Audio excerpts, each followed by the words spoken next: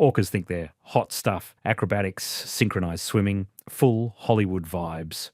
We're more bite first, ask later. Good evening, or morning, or lunch. This is The Whinny Show, the only multicam podcast where famous animals spill the tea about everything. Tonight's guest is a literal storm survivor. He's tough, toothy, and somehow didn't get sued for property damage. Please welcome Brian Fish. Yo, what's up, my dude? Love the setup here. Thought it'd be drier. Humidity's cranked up. Just for you. Yeah. Brian, you're basically the face, or snout, of the Sharknado franchise. But rumour says you almost didn't even make it into the first film. That true? Oh yeah, total truth. I was second pick. The original lead was my buddy Stevenson. Big old great white, super charismatic. Once did a doc with BBC. But then got into a bar fight with an orca in Australia. Classic. Natural enemies, huh? Since forever. Anyway, things got ugly. He ends up in the ER with a dislocated fin. He calls me from his saltwater 4 and says, "Bro, I need you to take my place." So you just said yes? Well, kinda. I was chilling in Hawaii with my shoal. We sharks spend most of our time in shallow waters. That's where the fun is. I was dating around, scaring surfers, good times. But Cali sounded nice. So New vibes, more humans to mess with. So I said, yeah, why not? they forgot to mention the whole tornado thing, though. Dude, I've got vertigo. A shark with vertigo. First day on set, they hoist me up with a crane and boom, blackout, wet out, technically. So let me get this straight. You, a shark, with literal no legs, were dangling above ground. On wires? I was flying, man, like some cursed balloon. My gills were screaming. Sharks ain't built for altitude, bro. We don't even do well in elevators. Vertigo in a species that doesn't know what gravity is. That's poetic. Yeah, first few days were rough. I fainted mid-air during a spinning scene. The crew thought it was method acting.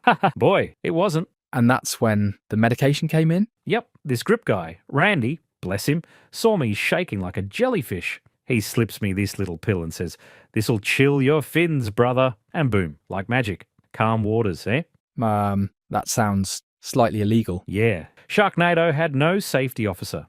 The budget was like $20 and a burrito. I started doubling the dose, though, then tripling. By the time we wrapped, I was so high I thought I was in Finding Nemo. Quick sidebar. Sharks don't usually do drugs, right? Nope, our livers are too efficient. We flush stuff out fast. But I got a weird metabolism. Ocean vet once told me I metabolize like a sea lion with a caffeine addiction. Wow, that's vivid. But it kept you in the game. Barely. I couldn't remember filming half the scenes. There's a bit in Sharknado 2 where I crashed through a window in Times Square. Apparently that was me. No memory. Nada. How many Sharknados did you do again? 6! My gosh. Each one more chaotic than the last. By the third film, I wasn't even reading the scripts. I'd show up, they'd toss me into a wind tunnel, yell action, and hope for the best. And the last Sharknado. It's about time. That title came from you? Damn right. I told Tony, the director, this has to be my last ride. My gills can't take more turbulence. So I pitched the name. He loved it, said I had Hollywood instincts. Bold claim for a fish. So, real talk, did you ever, accidentally bite someone on set? Or is that just movie hype? We're misunderstood. Sure, we bite a few people now and then, but that's just curiosity. Humans taste weird anyway. Too much bone, not enough flavour. Seals? Now that's cuisine. High fat, great texture, rich in omega-3s. Well, next time I see a seal, I'll let them know they're delicious. Okay, so how'd you finally kick the meds? It took a near-death experience on the set of Sharknado 5. My gosh. I flew straight into a satellite dish. They kept it in the movie, but that night I thought, Brian, buddy, this ain't the life. So, what happened next? Rehab, saltwater-only facility off the coast of Norway. Ahem. Meditation, kelp smoothies, no Wi-Fi. Ahem. Toughest months of my life. But I came out clear-headed, focused, ready to retire. I'm surprised. Wait, and now? I do some cameos, couple of nature docs, but I'm 47, man. Sharks live about 70 years. I want to enjoy the tide, but mostly I just follow my son around. He's in the industry? Music goes by Lil Chomp, big on SoundCloud, bit of a rebel, mixes EDM with whale song. I don't get it, but the seals love it. Wait, sharks, parent? That's... Not usually. Most species just peace out after birth, but I'm part bull shark, part tiger shark. We're weird. I stuck around, took him to his first feeding frenzy, taught him how to dodge submarines, the basics. That's heartwarming and mildly terrifying.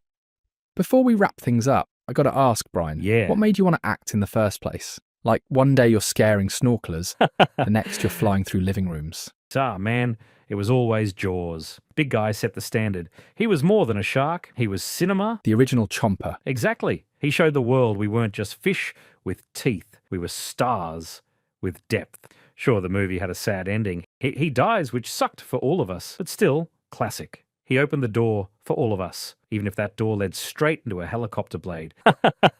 That's deep. Like Mariana Trench deep. But let's be real. You ever miss it?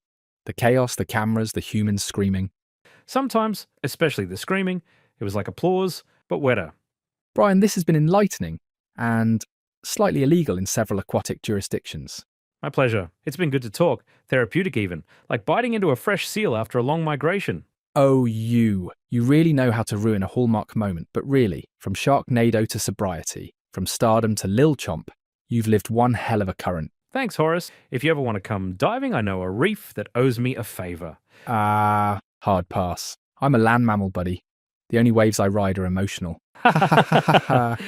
Well, that's it for this episode of The Whinny Show, where the animals are real, the trauma is unresolved, and the science is moderately accurate. See you next tide.